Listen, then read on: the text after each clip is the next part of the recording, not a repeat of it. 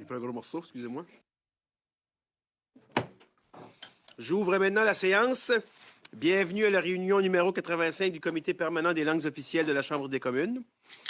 Conformément à l'article 108.3 du règlement et à la motion adoptée par le comité le mercredi 20 septembre 2023, comme tout le monde s'en souvient, le comité reprend son étude du développement économique des communautés de langues officielles en situation minoritaire.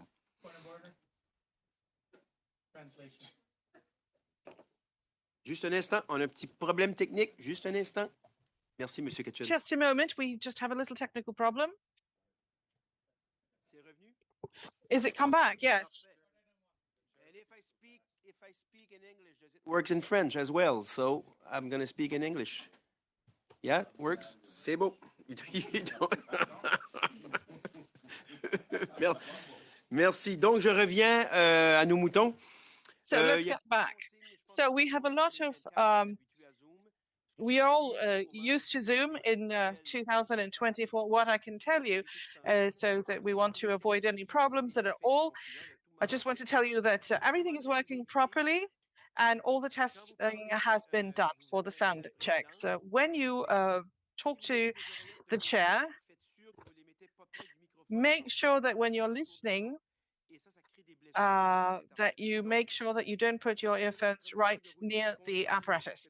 So I just want to inform the committee that all of the witnesses and the members have had the necessary tests before starting. And this is for in person as well as in virtual. So I want to say hello and welcome to all of our witnesses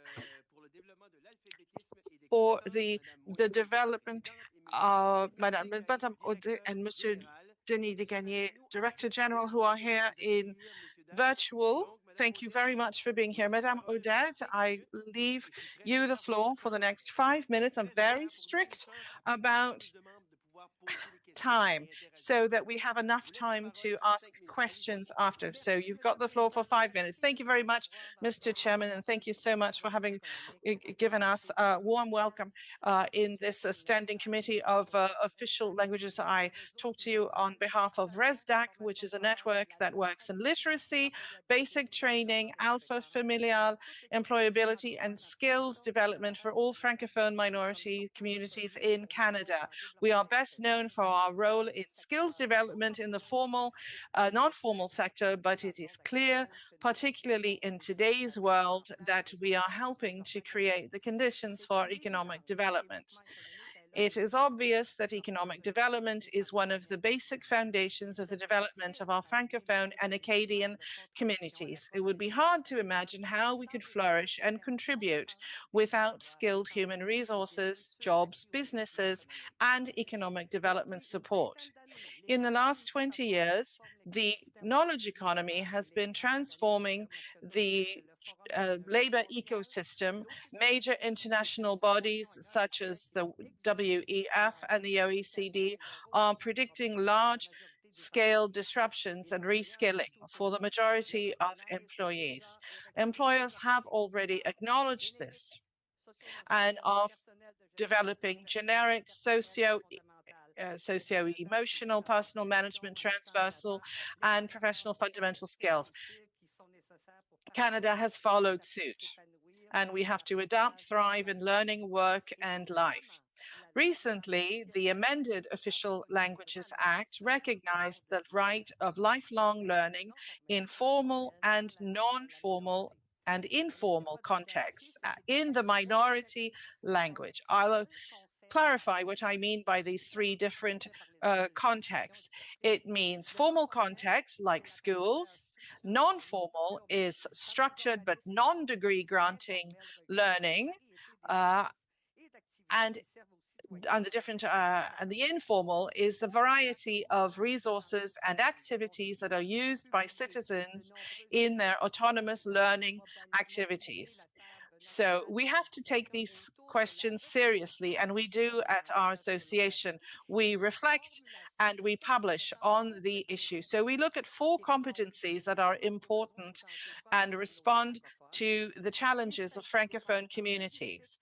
First of all, language skills. Secondly, identity affirmation. Third, civic engagement. And fourth, living together. These skills reflect the needs of our communities. I would go as far as to say they are formulated by and for our communities. As you know already, the by and for principle is a very important one because in the Canadian system that values bilingualism, we are increasingly subject to policies, programs, and resources that are designed for the English-speaking majority and sometimes ill-translated and ill-suited to us. So we did a summit on learning for the Francophonie, and actually we're about to do it, sorry. This is going to happen in March, on the 4th, 5th, and 6th of March this year. It'll be a cross-sectoral participation in the summit, which will create a synergy between the formal and the non-formal and informal sectors. We have several strategies here. So we've got the RESDAC Topo dashboard, which finally provides evidence-based data, including a composite index. Secondly, a French language digital micro-certification platform for skills. Third, a skills development center of expertise. Fourth, a skills repository and capacity development framework for 800 or so community organizations. Fifth, a new approach to literacy based on civic mindedness.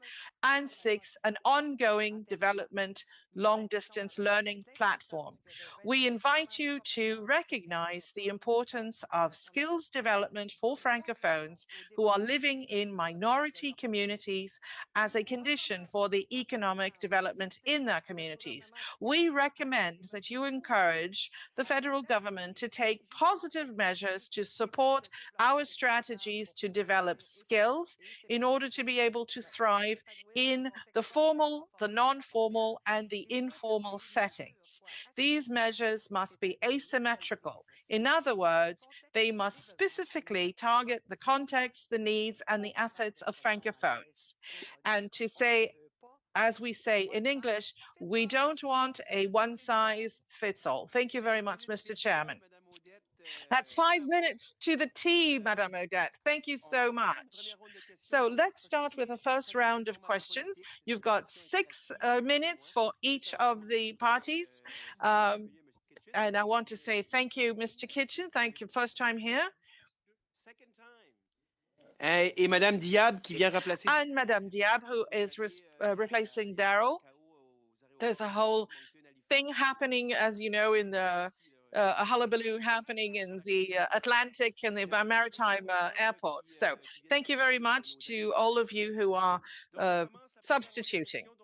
So let's start with the first round of questions. So with the first Vice Chairman, Mademoiselle Joëlle Bodec, you've got 6 minutes. Thank you very much, Mr. Chair. I know it's going to be difficult. I think Max is going to feel very targeted here. Anyway, Madame Audet, I would have preferred to see you in person, naturally, but unfortunately you're in a video, but we're still very happy to have you with us. Madame Audet, in your presentation, you talked about an asymmetrical approach. Now, in the Official Languages Act, which was modernized last June, we recognize this asymmetry between the minorities, Francophone and Anglophone, via the federal government. So in this context, what does an asymmetrical positive measure look like? Well, it looks like tools used and created by Francophones. You know, it's easier for Francophones to find tools in English than in French, and very often English tools do not represent us. You know, whether you're in Winnipeg or Vancouver, there is still culture that is very important, and also the very fact of the communities. So that's what we mean by asymmetrical. We mean developed by and for Francophones, and especially with Francophones. Denis, if you want to add something, please do. Denis. Yes, Denis, if you would like to take the floor, we're happy to hear you. Now, Madame Audet, with the same ideas here, are you trying to tell us that you are dealing with some major problems on a daily basis, especially when it comes to literacy and skills development? Yes, yes. I've been told that one of you doesn't speak. Please, could you close the microphones? It's quite difficult for the interpreter to hear two things at once. Thank you very much, Mr. Gaudin. Yes, my question was asked, so I'll wait, Madame Audet, to answer, or I'll give her more information. I'll be happy to do so. No, absolutely, Mr. Gaudin. Thank you so much. I'll give you a concrete answer. You know that in Manitoba, all problems regarding literacy are everything is based on Riel, the voyageurs, the rural communities, etc. That's what we're talking about, asymmetrical things. We want to go to get things in our communities to be able to transfer that knowledge. So I know that it's different in all over the country because my colleagues have to do the same thing. You have to get to know the community that has been there for a long time. And things have to be verified by and conceived by the people whom it concerns, namely the Francophone community. Yes, I might add something. Because when it comes to a national point of view, very often we go through various organizations in order to respond to the needs of a minority. And those large organizations might do things in English. Then they're going to translate them for a minority, but it doesn't correspond. It doesn't match. We've even seen a case where it was the majority of Quebec that had a mandate that was bigger out of 5 years in order to be able to respond to a very specific need. And then we had to help them to do it because they didn't understand the situation of the minority. Thank you. So I won't go on too long about the asymmetrical aspect because I want to get into the economy of your region. But could we say regarding asymmetry, can we say that we could use the same tools and the same documents for all minority communities? No. Like I said, it's important to respect the territories and the provinces in which people live. Each one is different. So if you've got a document from Vancouver or Winnipeg, you have to adapt it to the community that you're in. We have to work together. We have to develop these tools together. Speaking of development, Madame Audet, it's important to carry out the study economically speaking. So what is the situation where you are? Do you need specific tools in order to make sure that your community that you represent be more prosperous and be attractive? I'm not sure that I really understand what you mean. I'll try to answer, and Denis can answer. So RESDAC is our network, and it allows us to work together and to develop and create and all that. And we don't know what's going to happen with RESDAC right now, but if we lose it, that means that we're going to lose that precious cooperation between our members and that creativity. Because we can take a program from somewhere else and adapt it for other francophones. Denis, you can add whatever you like there. Yes, you can complete. Well, what I really want to understand here, Madame Audet, is that when it comes to the economic situation, I want to understand the reality. So what you're telling me is that you're actually worried that your organization, RESDAC, will not survive. Is that exact? Yes, it is. Absolutely. And why is that the case? Why would that network disappear? Well, we've had negotiations for the last 2 years with the BCR, and things are not advancing very quickly. We're just waiting for a decision. You know, RESDAC has worked so hard for the last 2 decades. We have so many tools. We've got so many things that we can use and help our partners with when it comes to these issues. So it does worry me greatly. We'll see what happens, but I will not let go. I do have other questions, but I've been told that that's enough. Yes, I'll have to take out the whip otherwise. Thank you, Madame Audet. I just want to tell you that we've had a few technical problems with Mrs. Ashton. So if she can't answer right now, she will come back. Don't worry, Mrs. Ashton. So second question for the Liberals. Mr. Francis Drouin, you have the floor. Thank you very much, Mr. Chairman. And thank you to the witnesses who have joined us on Zoom and in person. You have talked about the issues of certification and qualification in the various communities. I'm trying to understand how you see things and what is the difference between requalifying for instance 30 years ago compared to what we're going to need in the future. So how is this going to affect the network and your members? Well, to give you a concrete example, you know that many immigrants are arriving in Canada and they have proper studies, very good qualifications, but they often do not have the recognition. And therefore, they cannot work in their field or they don't speak English. This is why we have set up a numerical digital badge which will allow people to quantify and qualify the different professional and vocational trainings that they might be able to take. So yes, we have to look at things again. As we know, the world has changed and we're looking very much on skills development. I hope that I've answered your question. Otherwise, Denis will probably answer. Well, let's talk about, well, you talked about, we've talked about a digital degree. Yes, Denis can explain. What we have set up in the last time. So these are certifications that are going from the informal to the non-formal. So it's a whole new system. It's an international system, really. And Canada has just announced 75 million for a similar platform for the recognition of competencies, foreign credentials.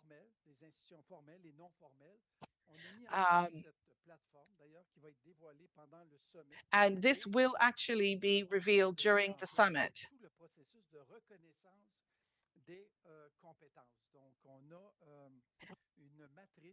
So we have a matrix of several frameworks, national, international, provincial, and we can recognize these various accreditations. And what's wonderful is that we can have it attested via our partners, whether it's at the collegiate level, high school, or university, post-secondary.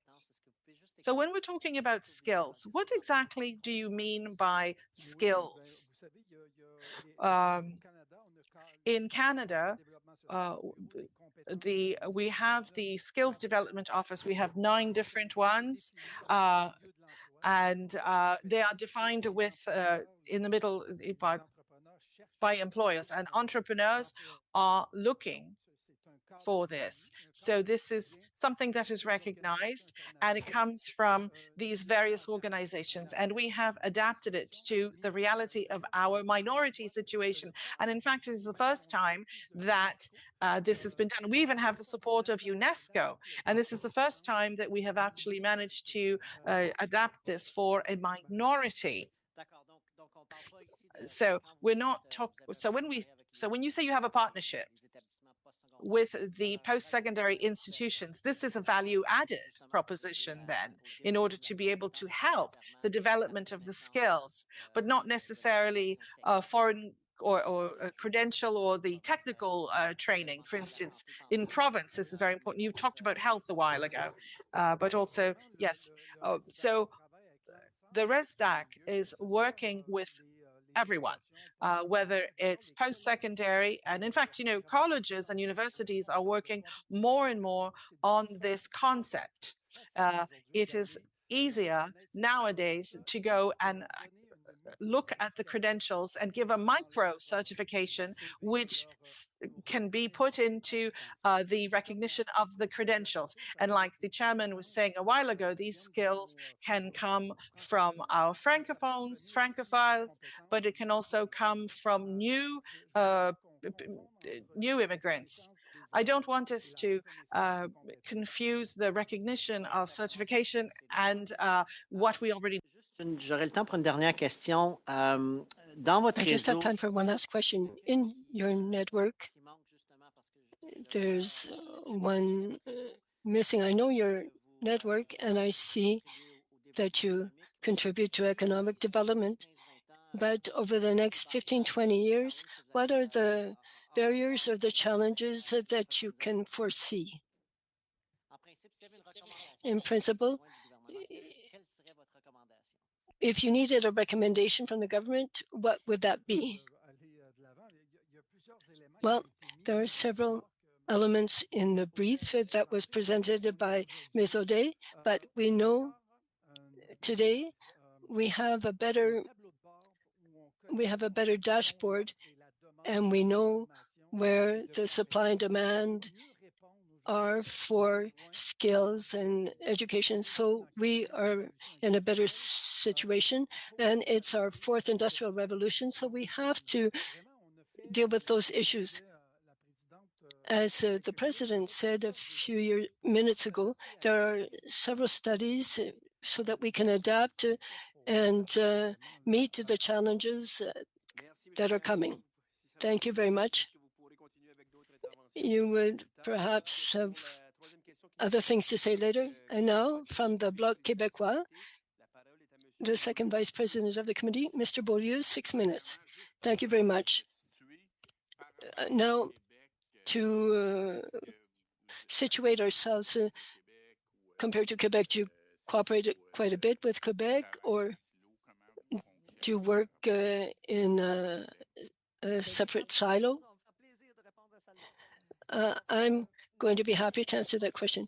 Yes, we work with the CEAs. I'm sure you know them, Mr. Beaulieu, and the CETAF, which is in Montreal. So we work a great deal with partners. We know that Danielle is the Director General of the CEA, and we work very closely with our Quebec partners.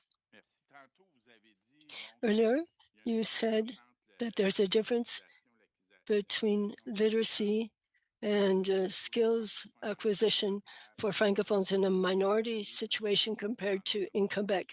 Could you please expand on that? Yeah, go ahead, Denis. Well, there's a special situation. Francophonie in Canada is in a minority situation, we know, but in adult education, it's a context that counts. If you work in Montreal, the context is not the same as in Fort McMurray or Caraquet. So that's why we try to find solutions and have a training program that meet the needs of our setting. So if there was an organization in Montreal that worked on skills development, in fact, we work with some organizations on that. There is a wonderful organization in Montreal, but when they come to Saint-Boniface to meet needs, it has to work with many other organizations in order to better respond. So there's a need for a partnership. We have laws in our regional situation that are better suited. So literacy needs in Quebec, there are significant needs. And I wonder, do you think that it's very different compared to Francophones outside of Quebec? You see quite a big difference, but in Quebec, it's surprising. There is a very specific need for francization and for literacy. Yes, once again, it's a study that came out on literacy in Quebec, and we see exactly how big an issue it is. But as you say, in Canadian Francophonie, it's we need cultural adaptation. We don't have the same institutions. We don't have the same cities, libraries, so the context is totally different and the issues are even greater. And when they are organizations from the majority meeting the minorities' needs, well, then assimilation happens. And these are people who end up offering to work for employers, and they aren't as confident in their language abilities. And we know what problems that creates. People have had to relearn French. Yes, it even happens in Quebec. When you say, because earlier there's this fear of senior organization disappear in the new law on official languages. The federal government said it would be strengthening the situation for Francophone minorities in all kinds of educational settings, as you mentioned, formal, non-formal, and informal. I know for funding, you're having trouble finding enough funding right now. I think that what has to be said is that not very long ago, the RESDAC for 5 years was having problems, and we had to complain to the official language commissioner in order to get the funding we needed. And now in March, we don't have a renewed agreement. We're losing our momentum, and we're trying to mobilize UNESCO and the National Education Table. We're trying to find new synergy, but we're going to have to let some stuff go. So right now, we don't have an agreement. That's an important consideration because it's crucial to help people develop their skills in order also to be sure that people keep their language and can share it with others. If you have funding problems, well, then it's very unfortunate. We could put that perhaps in our report, and you don't have money from programs, economic development programs. Thank you, Mr. Beaulieu. Excellent question, but you have no time left. Now, those in the virtual world, Ms. Ashton, you have 6 minutes. Thank you very much, and thank you, Madame Audet and Monsieur de Gagné in Manitoba. We're great fans of the work you do, and we know how important it is. Now, where our study is concerned, talking about economic development, I would like to know how do you work with Employment and Social Development Canada in your research studies on official language minority communities? Go ahead, Denis. That's your area of expertise. Well, I think there was an agreement that helped us become more dynamic and to work with other economic, social organizations and spokespeople. So we have something solid facing the future. However, employment and social development seems to have so much work on its plate. And so unfortunately, despite the positive relationships of the past few years, at the end of the year, we don't have any sign of an agreement. And so that makes us afraid. We're afraid to return to a dormant state and to lose our momentum. And in funding economic and social development, there are large sums transferred to provinces while there are no resources and often no consultation with the spokespeople organizations. And so we are back in that dormant state. We're just trying to survive, and we can't respond to the facts. And mostly there are organizations that could respond, but in English only. All the research being done, I could drop a whole list of several sites that were funded, but they only do research in English, and it doesn't answer the specific needs of those in a minority situation.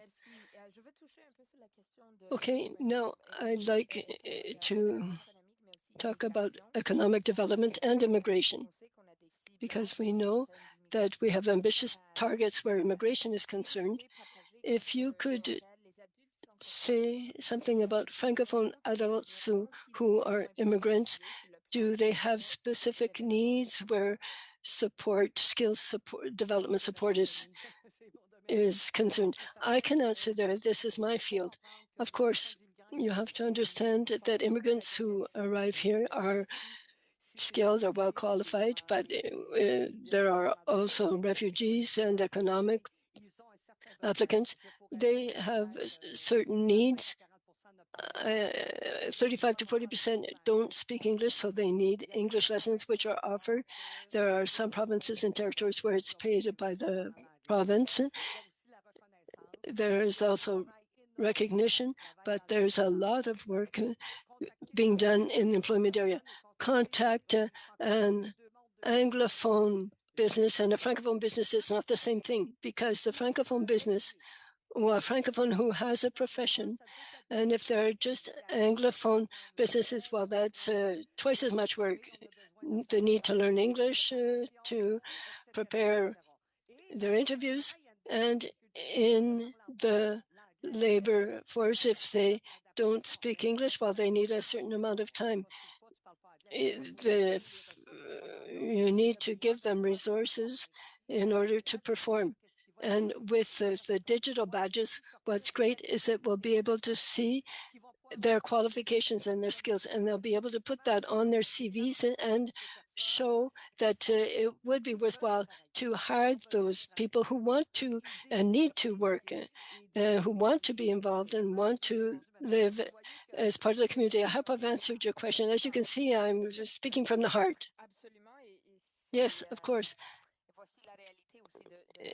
That's the reality of our Francophone communities in Quebec as well.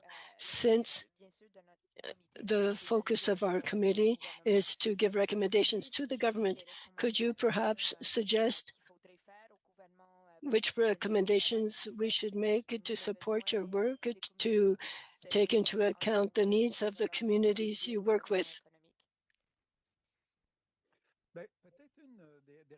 Well, there is perhaps a recommendation. Present, those who've just arrived, there's a whole network that works under the umbrella of the Francophone network. They do all kinds of work to find them jobs and housing, but for the communities themselves, we need to see them belong, and that's where they have. They need an ability not just to succeed, but to flourish and thrive. We have the language skills, but also identity affirmation and civic engagement. So the National Table on Education has come up with 4 skills to help people belong better. Thank you. So I'm sorry, Mr. Desgagnés. You could perhaps elaborate later. Now, second round of questions, Mr. Dalton, 5 minutes. Thank you, Ms. Audet and Mr. Desgagnés, for your testimony here, which is greatly appreciated. So, to summarize, your work, is it especially with immigrants? No? With newcomers. Is that your focus? No, I'll give you an example. In Manitoba, we serve all those who would like to improve their skills. We work with them all. We think it's important. Someone who decides to go to a literacy center or a skills center is entitled to quality services that represent their Francophone nature. So immigrants, but also people from the community and rural communities, etc., communities in the north. So we try to serve everyone, and we would like to have quality services to offer to help them with their skills and knowledge. Thank you. I just wanted to get that clarification. So, with newcomers, do we have many of them who are not able to read, be it in English or French? Do you come across many cases like that, or is it just a minority? The question is a bit embarrassing, and I'm going to respond without offending anybody. I hope you know that all the newcomers that come here are all well educated, but refugees and asylum seekers who come to these camps and who are the ones who sometimes don't really have a high level of education and who have lived some parts of their lives in camps. Those are the ones who are really not very literate and really don't like to label them that way, because these are people who have a yearning to learn. These are people who want to perform, who want to make a contribution and want to join the labor force. Thank you very much. It is really very important work that you do. Mr. Desgagnés, you talked a little bit about certifications, and you mentioned that some people have certifications or qualifications which are not recognized here, and this makes life really difficult for them. And this is the story of many newcomers. For instance, you have over 20,000 medical doctors here in Canada who are unable to engage in medical practice because their qualifications are not recognized, their credentials are not recognized. You have over 30,000 nurses whose credentials are not recognized. So what are your recommendations? Because I know that as a Conservative Party member, this is really very important for us, that these people, as well as their credentials, are recognized, and that they are recognized for the skills that they can bring to the labor force. We are not saying they can just do anything, but to make sure that their skills and qualifications are recognized here. Sometimes these immigrants come here, they mention that they are medical doctors or nurses, and as soon as they get here, we tell them, oh no, you can't work in your field of expertise. This is quite discouraging, and it's neither good for them nor for Canada. Do you have any comments in this regard? Thank you for the question. I think we really need to work with all Canadian Francophonie institutions, and for the situation of a medical doctor, I think that's a question that needs to be addressed by our institutions to acknowledge these credentials. And I think they're very competent at their job. And on our part, we are working on digital badges, which will make it such that certain skills will be recognized, and we would be able to attest this with post-secondary institutions.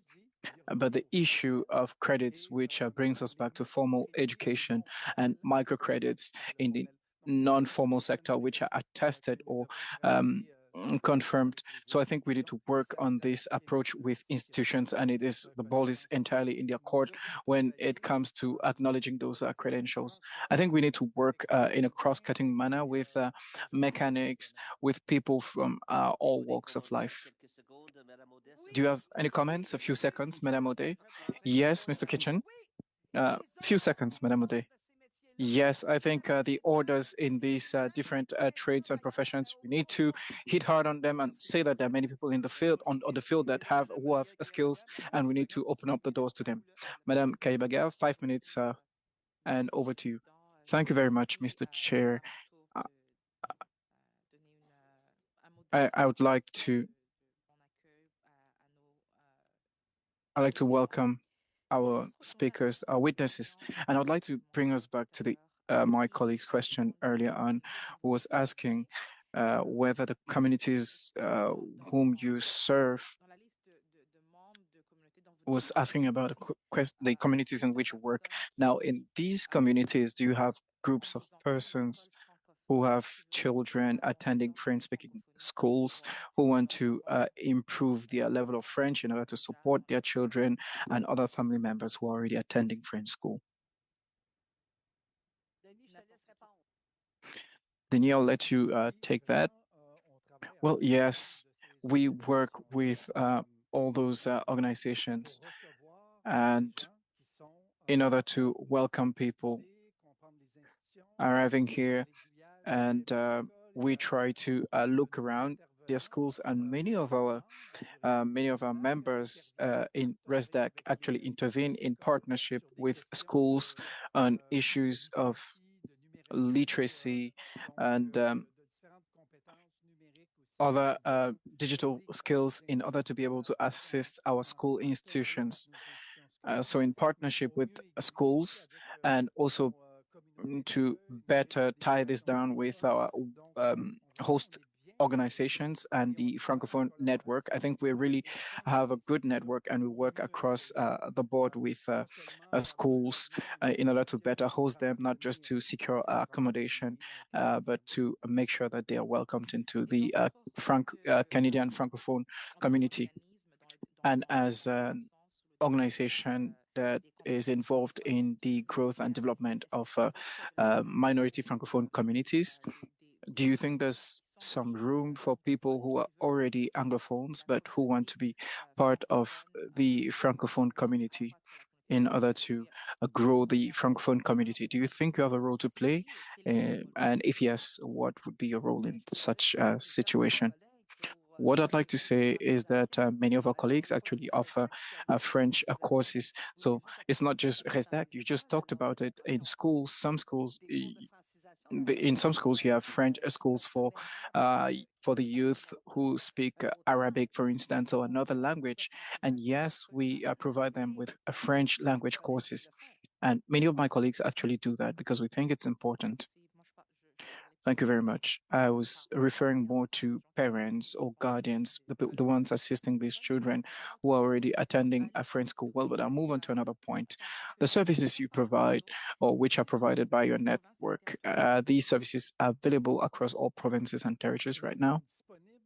Yes, these services are available. We have one member per province and territory. Some of our members, for instance, in Ontario, it is a network in its own right, FOC, which has multiple members across the province because the provincial government actually supports, lends support. And in some places, I'll give you the example of Alberta, where we have a single member doing everything possible to cover the entire territory. So that's how it works. That's how we deploy across the country.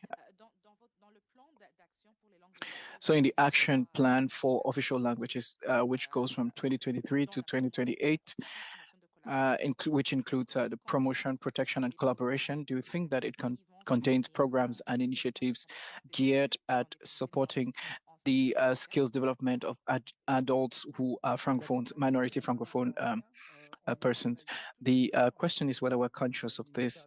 We worked together with Canadian Heritage Department to determine needs across the country. I think there are a number of aspects across the country, and there are multiple opportunities for collaboration across departments. We even submitted research and a 5-year plan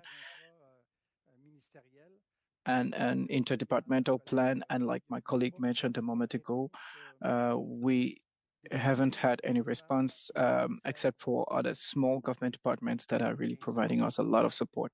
15 seconds. Thank you, Ms. Kayabaga. Thank you, Madame Audet and Denis. So the next round of questions is Mr. Beaulieu for 30 seconds. So just to conclude here, now your funding challenges, it is Heritage Canada who's in charge of the positive measures. Now, do you meet with them? Because we've not been able to meet with the minister, but do you have meetings with them? Are they easily accessible, or is it difficult to reach out to them and table your demands?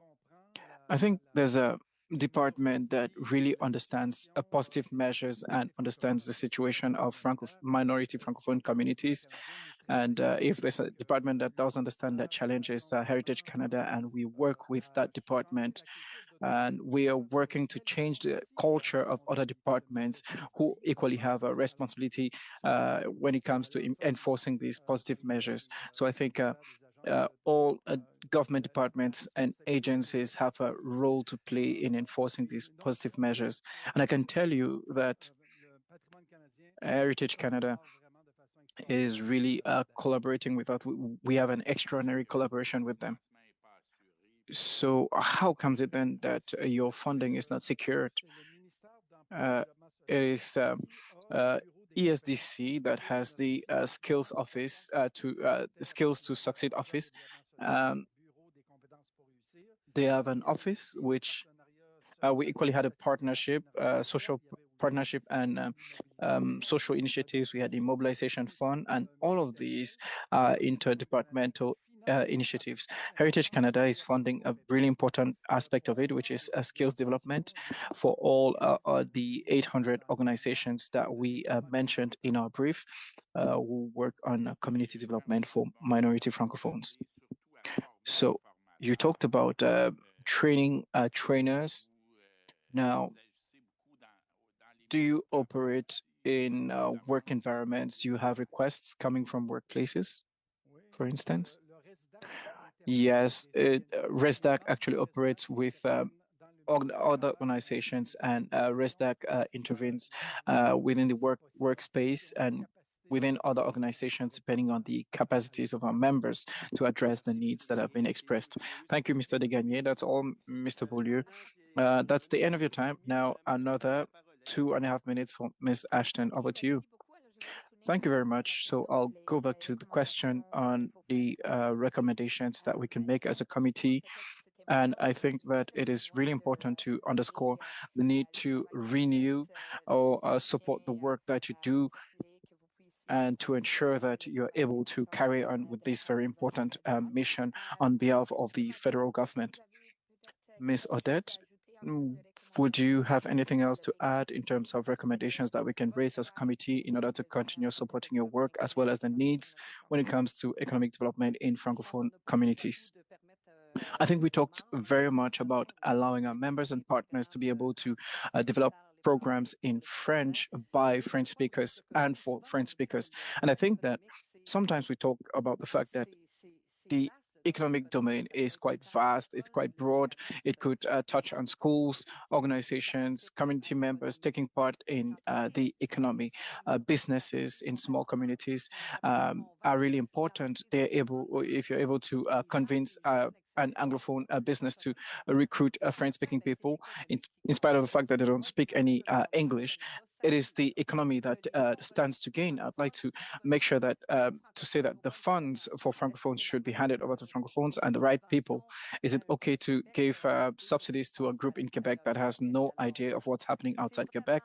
Well, I'm afraid no. I think we need to make sure that we sit down with Francophone communities and discuss with them and come up with positive strategies that will help build strong communities across Canada. I think this is the recommendation I can make. Maybe, Denis, you want to add something else? I think it's all in our briefing notes, and our president has just mentioned it, is this issue of asymmetry and the issue of positive measures in order to support the strategies aimed at developing skills for people to be able to grow and thrive. I think in order for us to be able to tackle our mandate as well as yours, I think that is how we could proceed and better address that mandate.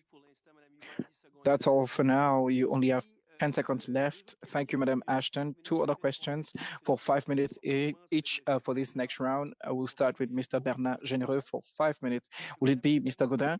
Rather, Mr. Godin, 5 minutes. Go ahead. Thank you, Mr. Chair. I would like to hear you on the impact of your organization on communities in your environment. Now, do you have statistics to share with us on the number of adult students as well as recruitment. I mean, so are these people becoming really a scarcity in your community, and are they ready to immediately start working in businesses? Is the labor shortage issue, do you think these people could be part of the solution to the significant labor shortage we're experiencing now? Je pense d'abord, en parlant de Well, statistiques, I think that when we're talking about statistics, I think there are statistics that you're already aware of. For instance, literacy statistics in the network. We're talking about an average of more than half of the Francophones in minority situation are not capable of flourishing economically or socially. So 2% of the population and the Francophones who are in minority situations, that's an average. We know, for instance, in New Brunswick, we're talking about 70% of people who are on the third level. So the situation to be able to respond to these needs, it is the majority that is coming to help. So in English, so this is the problematic, and it keeps on happening. So that's the situation. We are not in the field being able to respond. This is the first time that we have, since our last agreement, Mr. Guetta, that we have had all of the different tools so that our members can know where is the supply, where is the demand in order to be able to meet the need. So we are working more and more with the different components of economic development in order to be able to better meet the needs.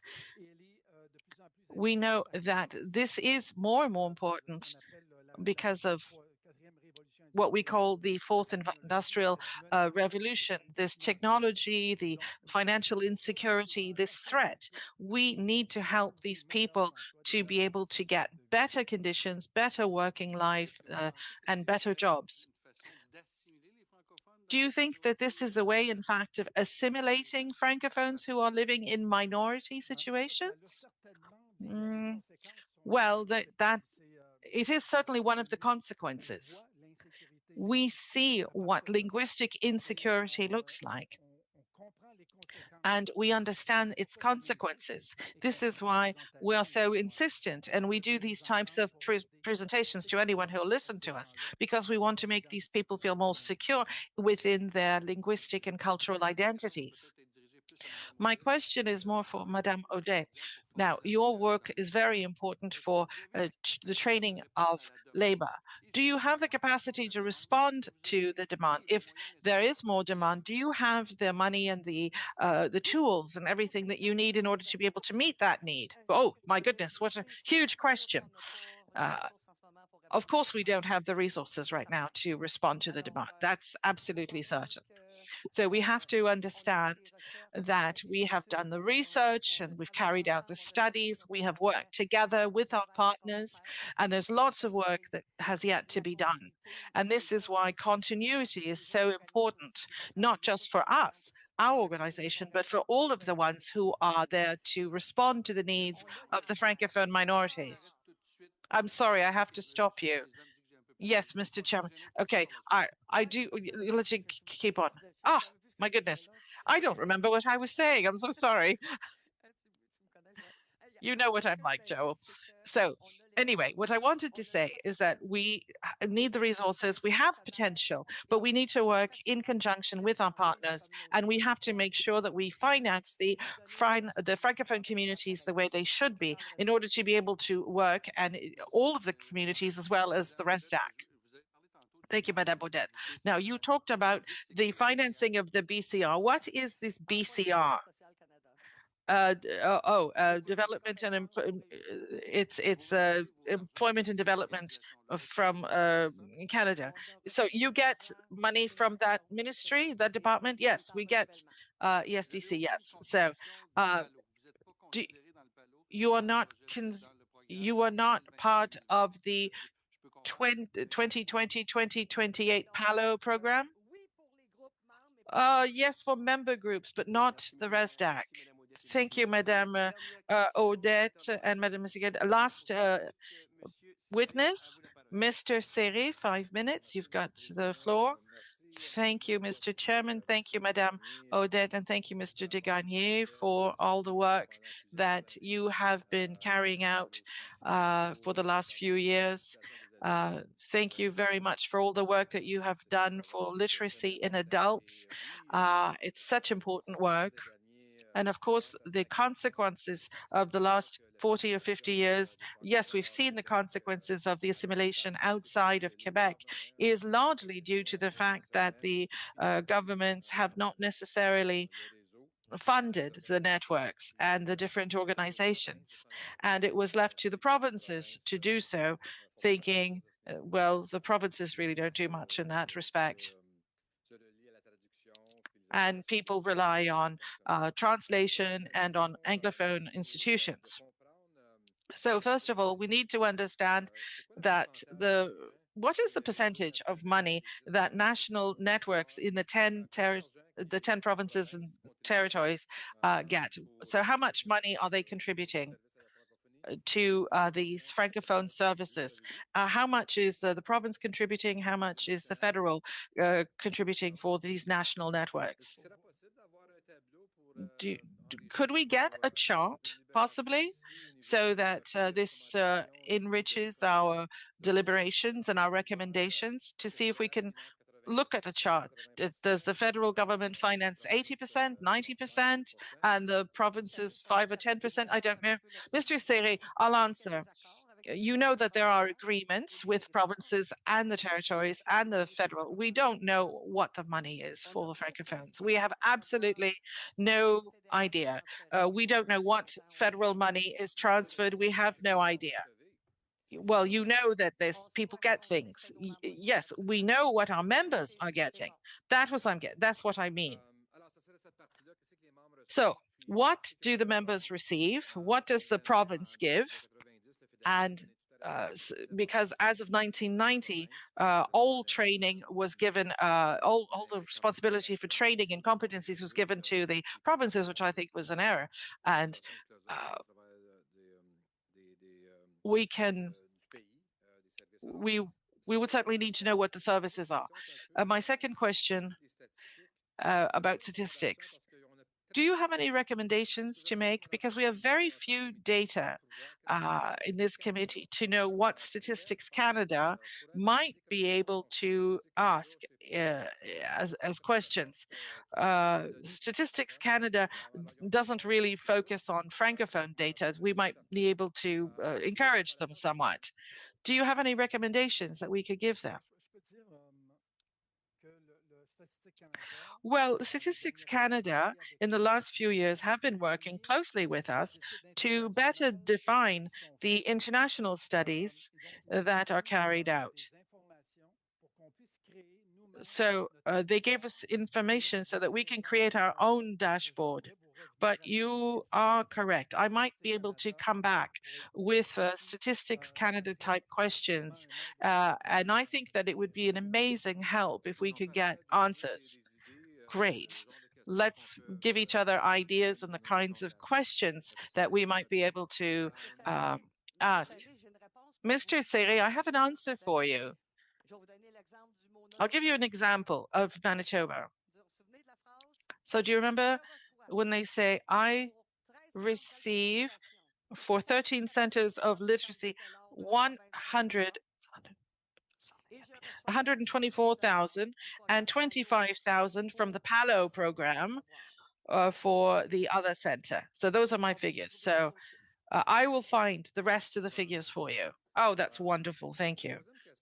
My third question, when it comes to the literacy networks and programming software for adult education and distance training networks like Contact North.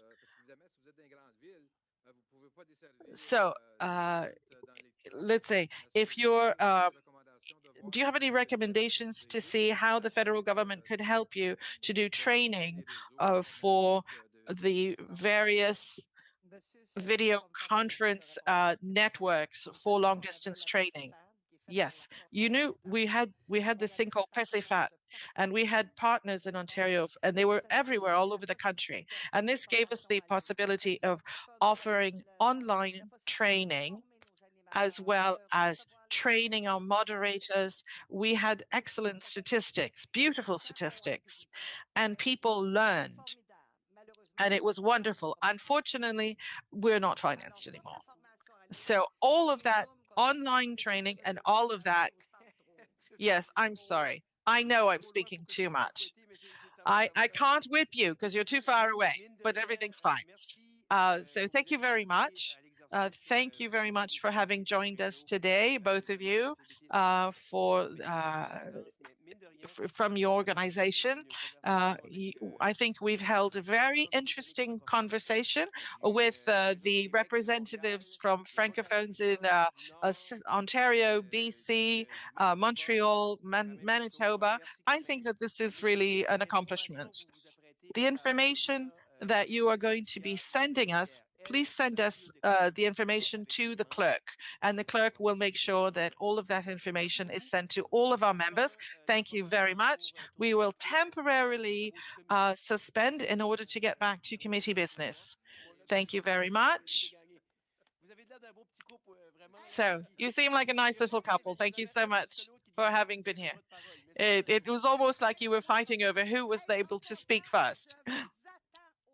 Ed, I expect you to come to our summit in March. We are suspending presently. We'll see you shortly.